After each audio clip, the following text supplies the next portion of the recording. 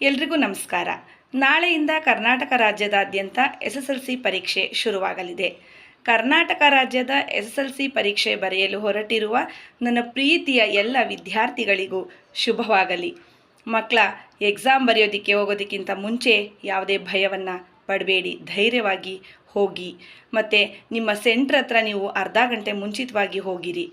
Exam ಬರೆಯೋದಕ್ಕೆ ಏನೆಲ್ಲ materials ಬೇಕು ಈಗಾಗಲೇ ನಿಮ್ಮ ಟೀಚರ್ಸ್ ನಿಮಗೆ ಎಲ್ಲ ಹೇಳಿರ್ತಾರೆ. ನಿಮ್ಗೆ ಏನೇನು ಮೆಟೀರಿಯಲ್ಸ್ ಬೇಕು ಅದನ್ನೆಲ್ಲ ಒಂದು ಸರಿ ಚೆಕ್ ಮಾಡ್ಕೊಳ್ಳಿ, ಸರಿ ಇದೆಯಾ ಅಂತ. ಹಾಲ್ ಟಿಕೆಟನ್ನು ತೊಗೊಂಡೋಗೋದನ್ನು ಮರಿಬೇಡಿ. ಪ್ರಶ್ನೆ ಪತ್ರಿಕೆಯನ್ನು ಕೊಟ್ಟ ತಕ್ಷಣ ಗಾಬರಿ ಆಗಬೇಡಿ. ನಿಧಾನವಾಗಿ ಪ್ರಶ್ನೆ ಪತ್ರಿಕೆಯನ್ನು ಓದಿ ನಿಮಗೆ ಗೊತ್ತಿರುವಂತಹ ಪ್ರಶ್ನೆಗಳಿಗೆ ಮೊದಲು ಉತ್ತರವನ್ನು ಬರೆಯಿರಿ. ನಂತರ ಉಳಿದ ಪ್ರಶ್ನೆಗಳನ್ನು ಯೋಚನೆ ಮಾಡಿ ಆನ್ಸರ್ ಮಾಡಿ. ಹೆದರಬೇಡಿ, ಧೈರ್ಯವಾಗಿ ಎಕ್ಸಾಮನ್ನು ಎದುರಿಸಿ. ಶ್ರೀ ಗುರು ರಾಘವೇಂದ್ರ ಸ್ವಾಮಿ ನಿಮ್ಮೆಲ್ಲರಿಗೂ ಒಳ್ಳೆಯದನ್ನು ಮಾಡಲಿ. All the best.